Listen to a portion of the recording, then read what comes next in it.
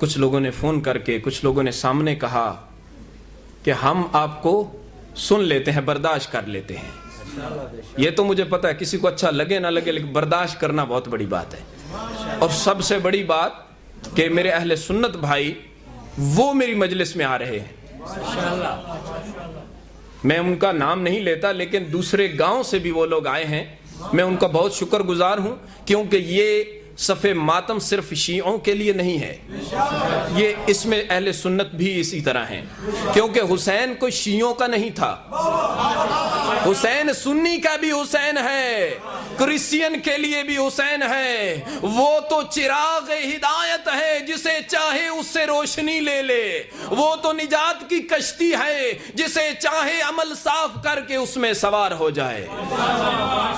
حسین ایک عظیم ہستی ہے. نعرہ تکبیر، اللہ اکبر، نعرہ رسالت، یا رسول اللہ، نعرہ حیدری، یا علی، محمد و آل محمد، بلند تر صلوات.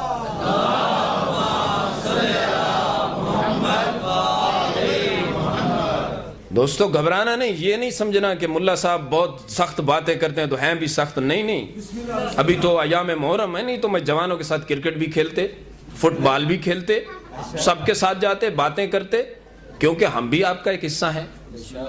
کبھی یہ مت ڈرو، میری تو دوستی ہے، میری مجلس بھی جوانوں کے لیے، دوستی بھی جوانوں کے لیے. آپ لوگوں کی تو بس دعائیں لینا چاہتا ہوں. آپ کی دعائیں ہوں گی تو سب کچھ انشاءاللہ ہو جائے گا. میرے دوست، نفس کو سدھار. نفس کو سجدہ کرتا ہے تو اس طرح کر، نفس کو مار کے. اس میں تکبر نہ رہ جائے، اس میں حسد نہ رہ جائے، چونکہ سجدہ اللہ کو بہت پسند ہے. یہ سجدہ کس لیے کیا جاتا ہے؟ اپنی اس مبارک، یہی بہت ہم کہتے ہیں نا، کسی کے سامنے ماتھا نہ جھکے، کسی کے سامنے یہ نہ ہو، شرم نہیں آئی فلاں کے ماتھے پہ بل بھی نہیں آیا. یعنی یہ پوتر جگہ ہے، یہ بہت پاک جگہ ہے، بہت مہان جگہ ہے. اس کو جب ٹیکتے ہیں تو اس کا مطلب یہ کہ ہم سب جھک گئے، مٹ گئے، ہمیں اپنا آپ مار دیا. اس وقت کہتے ہیں سبحان ربی الاعلی و بحمدہ، پروردگار تیری ذات ہی اعلیٰ ہے، میں تو کیا ہوں. انا عبدک الذلیل الحقیر المسکین المستقین، میں تو تیرا حقیر بندہ ہوں، میں تو تیرا ذلیل بندہ ہوں، میں تو تیرا مسکین بندہ ہوں. پروردگار جب اتنا ماتھا رگڑ رہا ہوں، جب اتنی دعا مانگ رہا ہوں، بھلے میرے گناہ کبیرہ ہیں، مالک نامحرم کو دیکھا ہے، مالک مجھ سے کتنے گناہ کبھی ہوئے ہیں، پروردگار یہ گناہ کے برے ہاتھ تیرے آگے پھیلائے بیٹھا ہوں. پروردگار یہ پیشانی جو جھکایا ہے یہی تکبر سے بھری ہے. مالک جناب زہرا کا صدقہ ہمارے گناہوں کو معاف فرما. ایسے مانگو. جناب موسیٰ ایک دفعہ اللہ سے باتیں کر رہے ہیں، ڈائیلاگ ہو رہے ہیں جناب موسیٰ اور اللہ سبحانہ و تعالی کے درمیان. تو جناب موسیٰ جب باتیں کر رہے تھے تو سبحانہ و تعالی کی آواز آئی، موسیٰ تجھے پتہ ہے تو مجھے کس لیے پسند ہے؟ موسیٰ تجھے پتہ ہے کیا کس لیے تجھ سے میں کلام کرتا ہوں، کس لیے تجھے کلیم اللہ بنایا ہے؟ جناب موسیٰ کی آواز آئی، رب اکبر بتا دے. اگر آج بھی کسی کو، ایسے نہیں ہے کہ آج اللہ ہم سے باتیں نہیں کرتا، ہم سن نہیں سکتے. ایسا نہیں کہ ہم زری پہ جا رہے ہیں، سلام کر رہے ہیں، اس کا جواب نہیں آ رہا ہے. ہم میں طاقت نہیں. ہمارے کان میوزک سن سن کے بند ہو چکے ہیں. ہمارے کان جو سارا دن گانا سنتے ہیں وہ حسین کے سلام کا جواب کیسے سنیں گے؟ ہماری زبان جو سارا دن غیبت کرتی ہے یہ حسین سے بات کیسے کرے گی؟ ہمارا رزق جس سے ہم ٹکٹ لے کے جا رہے ہیں، جن چیزوں پہ ہم چڑھ کے جا رہے ہیں، جب یہ حلال ہی نہیں تو زہرا کا بیٹا زیارت کیسے قبول کرے گا؟ کبھی یہ دیکھا حرم میں جاتے ہیں، دھکے مارے لوگوں کو، آگے ہٹو پیچھے ہٹو. کبھی سوچا ہے شاید وہ مولا کو بہت پیارا ہو، شاید اس کی عزت کریں، ہماری بھی مالک عزت کرے گا. یہ سوچنا چاہیے. جب ہم زری پہ جاتے ہیں نا، کیا کرنے جاتے ہیں؟ کیا کرنے جاتے ہیں حسین کے پاس؟ جاتے ہیں السلام علیک یا ابا عبد اللہ الحسین، اے ابا عبد اللہ ہمارا سلام۔ سلام کس کو کیا جاتا ہے؟ جو سامنے سن رہا ہو، جو سامنے سن رہا ہو۔ او کی ضمیر نہیں، سامنے ہم تو کہہ رہے ہیں مولا آپ پر ہمارا سلام، تو سلام کا جواب بھی آ رہا ہے، لیکن ہم سن اس لیے نہیں سکتے کیونکہ غیبت سن سن کے ہمارے کانوں پہ چربی چڑھ چکی ہے، گانے سن سن کے ہمارے کان بند ہو چکے ہیں۔ مومن وہ نہیں جو گانے سنے، مومن وہ ہے جو قرآن کی تلاوت سنے۔ میرے جوانوں، گانا سننے میں لطف کیا رکھا ہے؟ یہ کان خراب ہوتے ہیں، آواز ختم ہوتی ہے، بہرا انسان ہو جاتا ہے، پروردگار سے دور ہو جاتا ہے۔ اس میں فائدہ کیا ہے؟ لوگ کہیں گے ٹائم پاس ہوتا ہے۔ اگر ٹائم ہی پاس کرنا ہے تو یہ دنیا کو اس طرح سے پاس تو کرو کہ تم بھی پاس ہو جاؤ۔ ہر آدمی کوشش تو کرتا ہے نا کہ ایگزام میں پاس ہو، لیکن ایک انسان ہے جو کہتا ہے بھلے فیل ہو جاؤ کوئی پرابلم نہیں ہے۔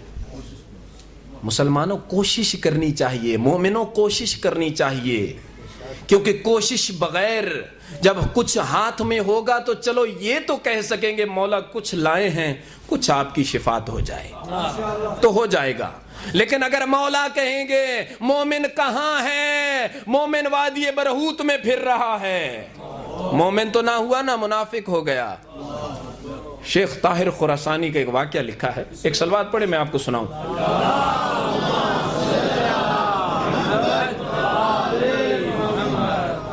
شیخ بہت ایماندار آدمی تھا، مکے میں رہنے کے لیے آ گئے، رہ رہے تھے اور یہی سوچا کہ زندگی بھر اب موت یہاں ہی آ جائے۔ رشتہ داروں میں ایران لوٹ کے نہ گئے، کچھ نہ ہوا۔ آیت اللہ دستغیب شیرازی یہ واقعہ لکھتے ہیں، نہ گئے واپس۔ ایک آدمی آیا، اسے امانت رکھنی تھی۔ اس نے سوچا داڑھی بھی بڑی ہے، داڑھی تو میری بڑی ہے، ہاں بڑی داڑھی ویسے مشکوک ہو جاتی ہے نا۔ اس نے کہا شیخ بھی ہے، عالم دین بھی ہے، فقیہ بھی ہے، تو میں اس کے پاس امانت رکھے دیتا ہوں۔ امانت رکھ دی، چلا گیا۔ کچھ عرصے کے بعد آیا، شیخ صاحب تو دنیا سے رخصت ہو چکے تھے۔ آئے، اس کے گھر والوں سے پوچھا بھائی میری امانت ہے؟ انہوں نے کہا ہمیں تو پتہ ہی نہیں، جن کی امانتیں تھی واپس چلی گئی۔ وہ بیچارہ گیا وادی السلام میں۔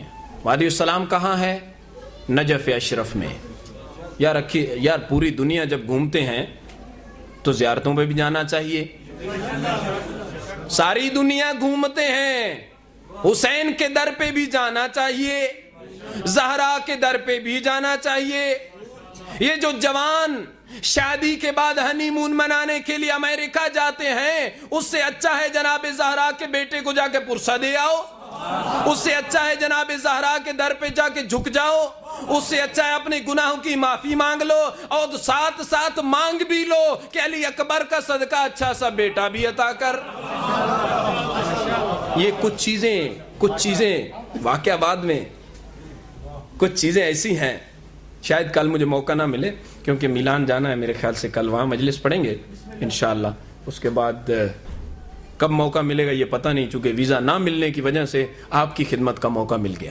اور یہ بھی سید راحت کاظمی صاحب کو خدا سلامت رکھے، اور ملک ندیم صاحب، دیگر برادران، چودھری نصر اللہ صاحب جنہوں نے ہمیں یہاں بلایا، نہیں تو میں تو اس قابل نہیں تھا آپ لوگوں کے سامنے لب کشائی کر سکوں۔ پروردگار سے دعا ہے ان کی، آپ تمام کی، علماء حقہ کی، سب کی نیک شرعی حاجات کو پروردگار پورا فرمائے، اور مالک ہم سب کو حسینیوں میں شامل فرمائے۔ پروردگار ہمارے صغیرہ اور کبیرہ گناہوں کو معاف فرمائے۔ یہ آج کے ماحول نے ہماری کچھ چیزیں جو روح اسلام ان کو ختم کر دیا ہے، ہم کو پتہ بھی نہیں چلتا۔ مسجد میں بیٹھے ہیں، اذان ہو رہی ہے، ادھر سے گانا بج رہا ہے، موبائل نکالا، کون گانا بج رہا ہے نا، کہاں؟ مسجد میں۔ اب سب لوگوں نے تو نوحہ نہیں لگا رکھا، سب لوگوں نے قصیدہ بھی نہیں لگا رکھا، یہ بھی پتہ ہے مجھے۔ کچھ تو ٹونیں ایسی ہوتی ہیں کہ بندہ ویسے سن کے ہی مست ہو جاتا ہے۔ تو وہ مسجد میں بج رہی ہے، یہ کس کی سازش ہے؟ کبھی ہم نے تو دیکھا یہ انہی کی سازش ہے جو اسلام کی روح ختم کرنا چاہتے ہیں. مجلس میں بیٹھے ہیں, ادھر میوزک بج رہا ہے, ادھر ذکر حسین ہو رہا ہے, ادھر گانا سنایا جا رہا ہے, ادھر مسجد